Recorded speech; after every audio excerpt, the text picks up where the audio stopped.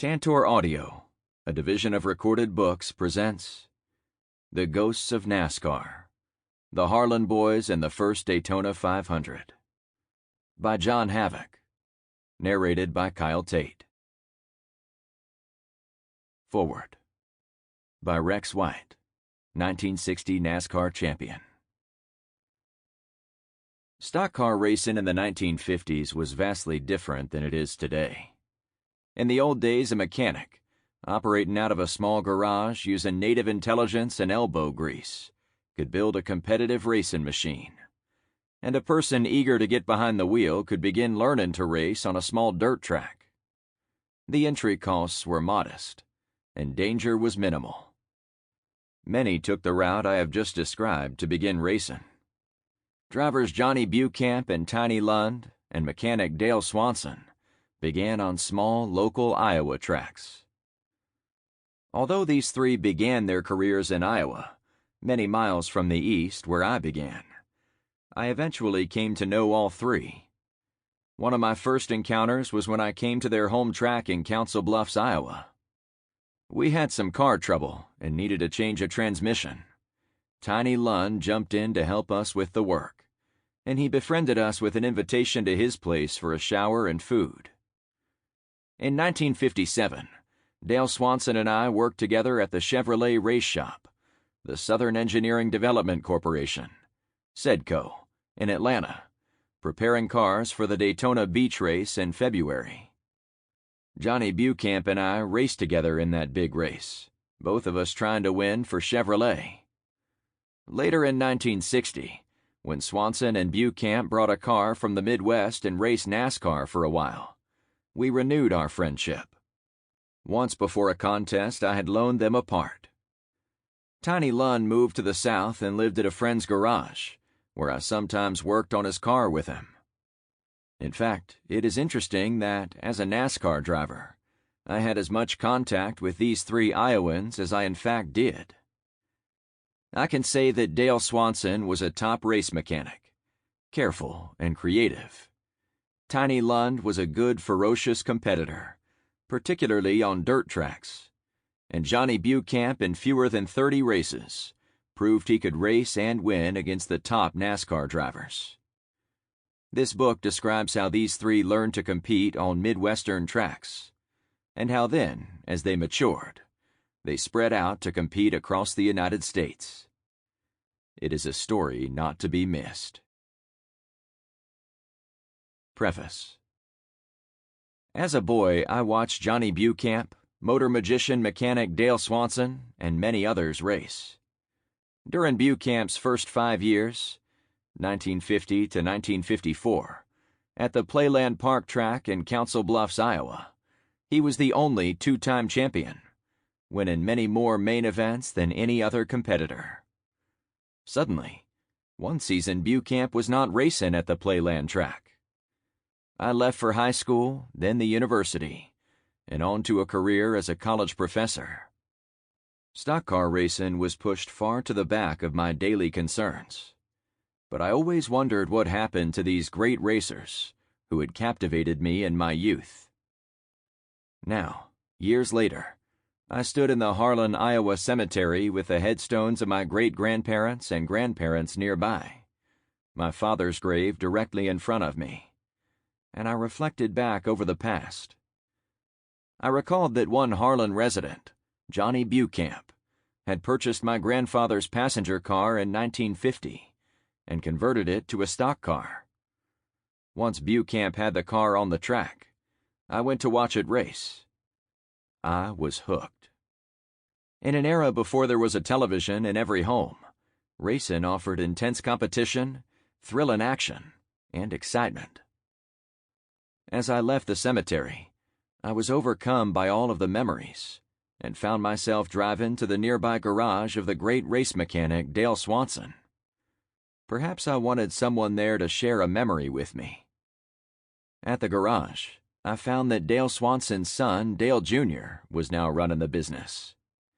Although Dale Jr. and I had never met, we talked for almost an hour about the old days of racing, and I left thinking about those exciting times and what I might write about them. I investigated and learned that in 1956, Beauchamp won more races in the late-model Midwest circuit, the International Motor Contest Association, or IMCA, than any driver before or after. To Midwesterners, Beauchamp was known as the national champion. I also learned he had placed second at the famed Daytona Beach race in 1957, and that he had won a demonstration race in 1960 against NASCAR drivers that landed him on the Today Show, then hosted by Dave Garroway. But Beauchamp's most notable accomplishment was winning the first Daytona 500 in 1959, only to have the victory taken from him 3 days later. This was a career-changing event, and losing the title was a major setback for him. Beauchamp died many years later, always certain he had won at Daytona. I had to learn more about his story. To find out what had happened, I interviewed about 200 people and did extensive research in newspapers and other sources. I learned far more than what happened at the first Daytona 500. I discovered that Johnny Beauchamp's career, along with those of mechanic Dale Swanson and of other Midwestern drivers, reveal a slice of racing history seldom recounted. How to negotiate the corners on a dirt track, how to pass or spin opponents, how cars were torn down after races to determine if their mechanical construction conformed to the track rules, how violent drivers sometimes were in response to on-track competition, and how common camaraderie was, even among fierce competitors. The book provides one of the few accounts of what it was like to race stock cars in the Midwest in the 1950s. Along the way, I solved countless puzzles about racing and profile many well-known and lesser-known drivers, mechanics, and their families. At the center of this story are Johnny Beauchamp and Dale Swanson, but they were just two of a host of drivers and mechanics who came out of Harlan, Iowa, and dominated Midwestern car racing in the mid-20th century. Among the men who achieved a measure of success in this sport was the charismatic, larger-than-life Tiny Lund, who won a Daytona 500 and became a champion in the NASCAR Pony Division, which was directly below the circuit with the highest horsepower cars. For a landlocked farm town to spawn 2 Daytona 500 winners and a top Chevrolet racing mechanic is extraordinary. But the racing bench coming out of Harlan was so deep that several other Harlan boys also rose to the top in the region. Most notable was Bobby Parker. Parker, a 1944 Harlan High School graduate, competed for season stock car championships, winning several. Doing double duty, he also won many contests with other types of vehicles. Another top Harlan wheelman, nearly forgotten now, was Vernon "Hooky" Christensen, who achieved his moniker by skipping school. Christensen won numerous races, and in 1951 at the Council Bluffs track, was the first driver with 4 straight victories, a feat even Lund and Beauchamp had not then achieved. In one season, 1951, Hooky finished 3rd in season points. In addition to telling the stories of Midwestern race car drivers and mechanics, the book makes important but usually overlooked connections between the people in racing and the organizations involved with the sport, such as the racing associations and the automobile manufacturers. For example, the Corvette racing program was critical to Beauchamp's 1956 record-breaking season, and Chevrolet Racing's efforts to build winning cars also aided his career. Master mechanic Dale Swanson and the Chevrolet clandestine race shop played a significant part in Beauchamp's exciting near win at the big Daytona Beach race in 1957. The history of stock car racing is also about the gray area between right and wrong, black and white. In this no man's land, stock car competitors ply their trade seeking an advantage. Mechanics, when routine wrench work is not enough, hope for an ambiguity in a rule that fails to say, no, you can't do this. On the track, drivers bang, spin, and use any rough tactic to gain an edge. Johnny Beauchamp accepted the on-track battling, saying, "That's racing." But when has a competitor gone too far? When has an opponent overstepped the boundary of honesty and tough competition, and instead slunk into cheating and dishonesty that no one could condone? This is the story of the Harlan boys and midwestern stock car racing. It's about how races were won and lost as the sport came of age in the middle of the 20th century. 1. The Natural.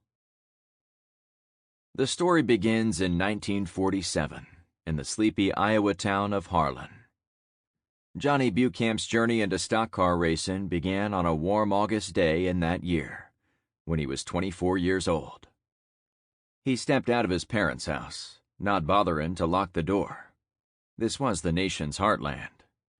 The shabby small-frame house on the north side of town only cost a few dollars a month, although the family labored to pay even this little amount. The Beauchamps originally lived near Rich Hill, Missouri, where Johnny's grandparents are buried.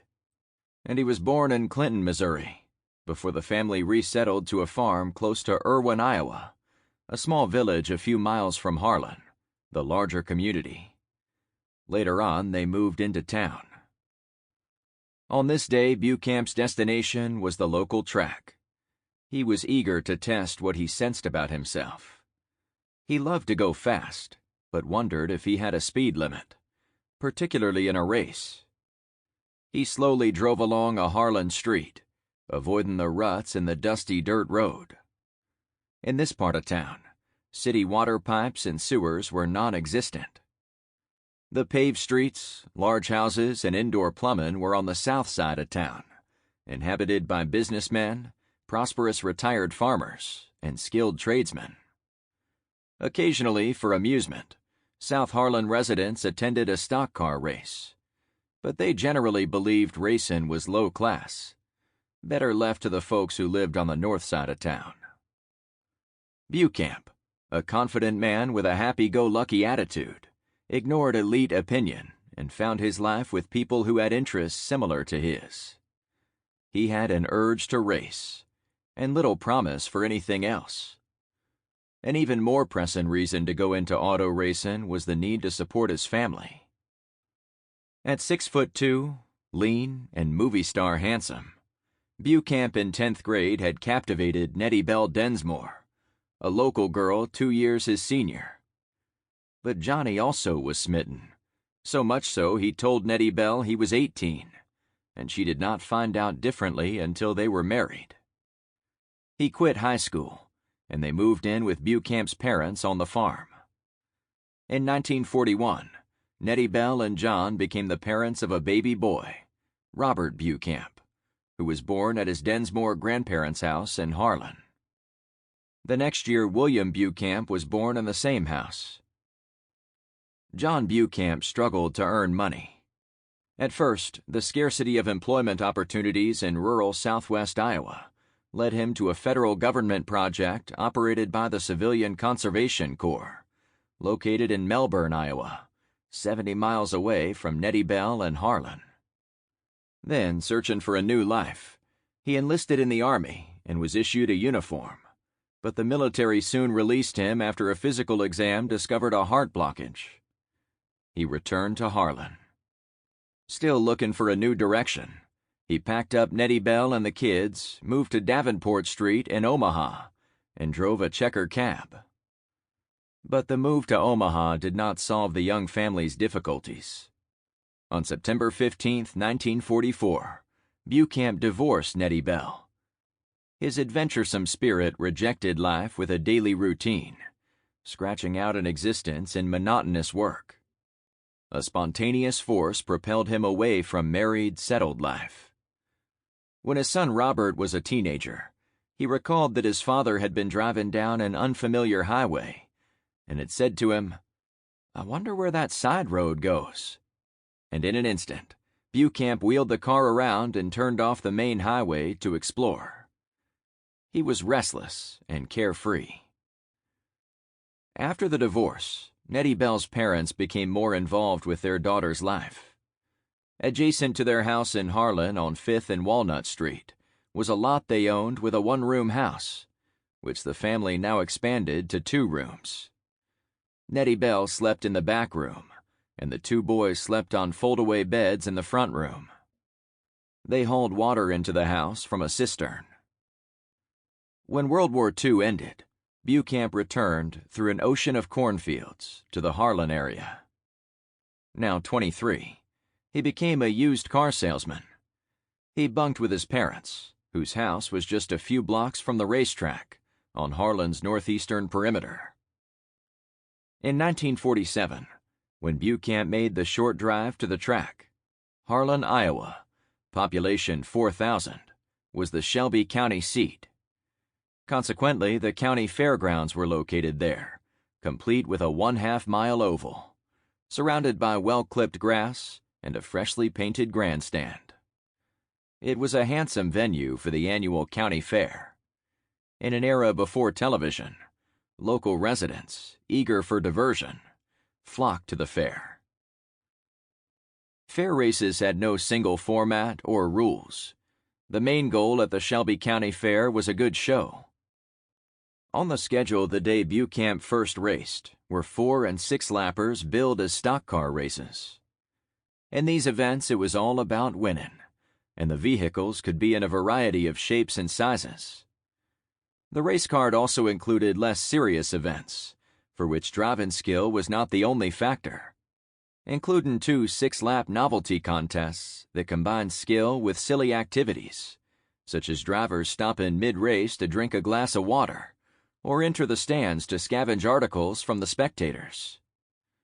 A final contest, the 10-lap Australian Pursuit race, required that after each lap, the last-place car drop out. Aside from testing his potential as a race driver, Beauchamp entered these events in hopes of winning desperately needed cash. He was struggling to meet his responsibilities. At first, it seemed as if he'd made a good bet. With spectators cheering and hooting for their fellow citizens, he won the first 4-lap race and earned $20, the equivalent of several days' pay for a car salesman. Significantly, Beauchamp appeared to be a more talented driver than most of the other amateurs that day. But one competitor was difficult to defeat. In the 6-lapper, Beauchamp pushed his car into the lead. Suddenly, a car sped past him, but slowed too much for the corner, hugging the inside position. Beauchamp jammed his foot on the accelerator and flung his auto high and wide into the turn, outside of the other car. Coming out of the corner, he sped in front. Once again, the competitor gathered speed on the straightaway and accelerated around Beauchamp. In the end, Beauchamp lost the event. Worse, in the heat of competition for first place, Hookie Christensen slipped past him to finish second. But still, Beauchamp had won $35 for the day. Even more important was that he became acquainted with the man who had beaten him, Dale Swanson, a local mechanic. 5 years earlier, Swanson had lived with his mother on a farm a few miles north of Harlan. The family had originally resided 40 miles away from Harlan, near Mondayman, Iowa. When Dale was 13, his father died, and he juggled completing high school with helping his mother operate the farm.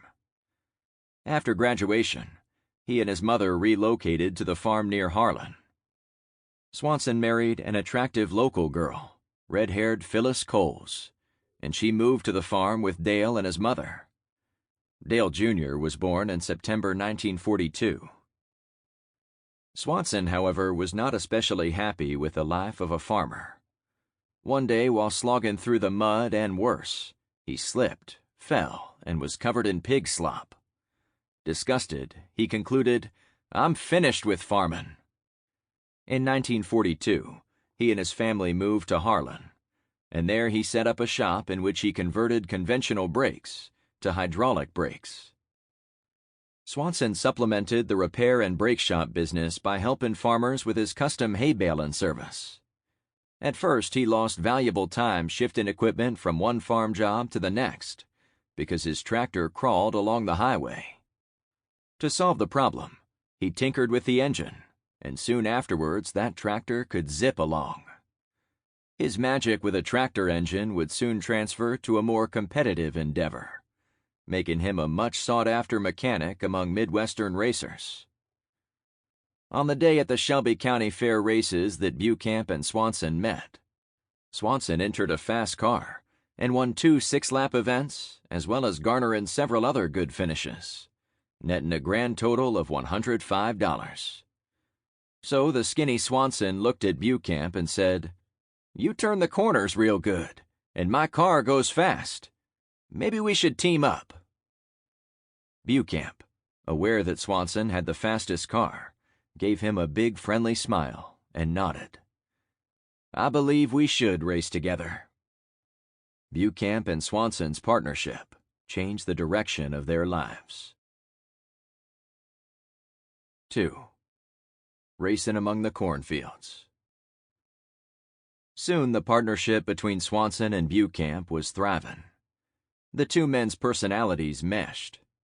Beauchamp was slow to offend. He was an easy-going, congenial guy. Somewhat reserved, he was careful with words. A few people suspected his silence may have concealed a man with an agenda. A local contemporary once reflected that Johnny was a sly son of a gun. Swanson, on the other hand, was direct and more likely to voice his opinions. He had the demeanor of a man who was right, especially about automobiles. Swanson, in his white coveralls, could be mistaken for a physician about to perform a delicate operation. Race driver and Swanson customer Junior Brunick recalls his mechanic once disagreeing with Swanson over the proper setup of the suspension system.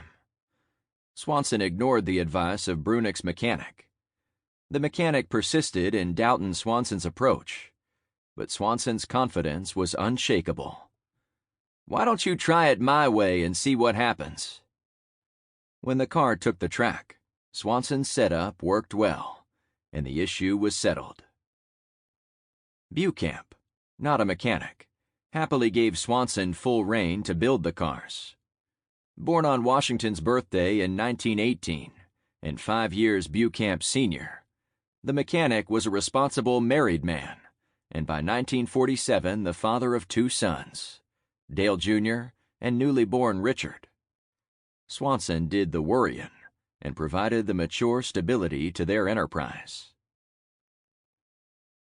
Beauchamp and Swanson lived in a land of cornfields interrupted by small towns, connected by narrow highways.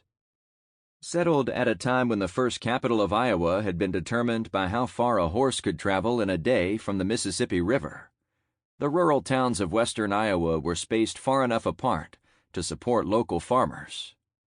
Atlantic, Avoca, Denison, and Missouri Valley were within a 30-mile radius of Harlan. These isolated communities, linked together in an informal social network, spawned all kinds of amusement. One unusual bit of entertainment was the Manning catsup murder. A man was gunned down on the street, a pool of blood appeared, and 2 men jumped out of a car, threw the body in the car, and sped away. The gangland-style slaying flashed on national headlines. The police eventually discovered that several high school students from Audubon, a neighboring community, had staged the entire affair, complete with tomato juice and ketchup for blood. A more conventional amusement was the annual county fair, an event that was common in many regions and states. At the Shelby County Fair, in which Beauchamp and Swanson competed, spectators could see horse and motorcycle contests, in addition to auto races. Each county fairground served as a community entertainment center, not only during the fair, but for other events throughout the year. Auto racing on the county tracks, particularly on holidays, became an activity that connected the communities and made southwestern Iowa an incubator for motorsports. One modest local racing venue not associated with any county fairground sprang up at Anita, Iowa, where Klaus Benken, local Ford dealer and farmer, carved a track out of his pasture land. Because the competition resulted in banged-up, dented automobiles, scarcely anyone was foolhardy enough to risk a passenger car in a race. To encourage locals to participate in the fun, Benkin hauled old cars from Chicago for his contests. A rumor circulated that his cars were special purchases that departed Chicago in the middle of the night. In other words, they were stolen. His races entertained the local people and gave the serious drivers a chance to practice. Eventually, Benkin became one of the many race car owners involved with Johnny Beauchamp. Dale Swanson and Johnny Beauchamp were not the only ones to gain experience and confidence on the local community tracks. Dwayne "Tiny" Lund also began his driving career there. He loved motorized competition of every kind, and virtually banged and slammed and willed himself to be a success. Lund lived to race, and like Beauchamp, he was to become a recognized champion and top competitor. But he also was to become a star, in part because of his dynamic personality. In the end, no fewer than 6 Harlan daredevils discovered they had talent and seized the opportunity to improve their skills at these community contests. Swanson, Beauchamp, Lund, as well as Bobby Parker, Hookie Christensen, and Wayne Seltzer, all claiming Harlan as home, went on to test their skills in events for more money and more glory. The Harlan boys did not have far to go to find serious racing. 3.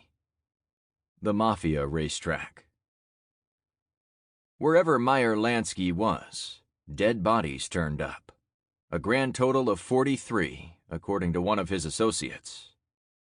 Lansky was an East Coast gangster, a New York mafia mogul, and Bugsy Siegel's pal. So what was he doing in 1941 on the streets of the Omaha Council Bluffs metropolitan area? Lansky, unwittingly, was about to build Beauchamp's home track and the biggest stock car venue between Chicago and Denver. Because the nationally known Ak-Sar-Ben, Nebraska spelled backwards, track had stopped horse racing during World War II, Lansky decided there was an opening for dog racing. Diminutive and easily mistaken for a businessman, Lansky settled in at the swankiest Omaha hotel, the Fontanelle, and signed a 5-year lease for property on the Iowa side of the Missouri River. From the $50,000 track and grandstand that Lansky constructed in Council Bluffs, Iowa, spectators could see the river and the city of Omaha. The Kennel Club, Lansky's name for his track, circumvented the Iowa law against gambling because fans bet on options to buy dogs. If the dog won, the option was sold back for a profit. Some 4,000 people packed the grandstand on July 11, 1941, for the first race. Dog racing boomed in Council Bluffs. In 1943, the 86-night season netted the city $140,000 of tax revenue. Although Lansky himself was a model citizen, the problem was that the races attracted criminals and gambling clubs. The Stork Club and the Riviera Club popped up on the less-traveled South Omaha Bridge River Road. The gambling was rough, wide open, and professional enough that participants knew how to avoid getting caught. When the police raided one night, all they found was 150 people quietly watching a floor show. In 1944, Council Bluffs elected a reform mayor who shut down Lansky's operation. When a different mayor was elected 2 years later, the dog races again seemed possible, but the state government squelched them by closing legal loopholes. Yet even today, signs of Meyer Lansky linger. A restaurant, Lansky's, adopted the notorious gangster's name, even though its owners were no relation to the famous gangster, and it still operates in the Council Bluffs, Omaha area. After the demise of dog racing, the old Kennel Club track and grandstand was managed in 1947 by the Council Bluffs government, which held a variety of activities at the venue. Then, however, the city was offered a proposal it could not. Sample complete. Ready to continue?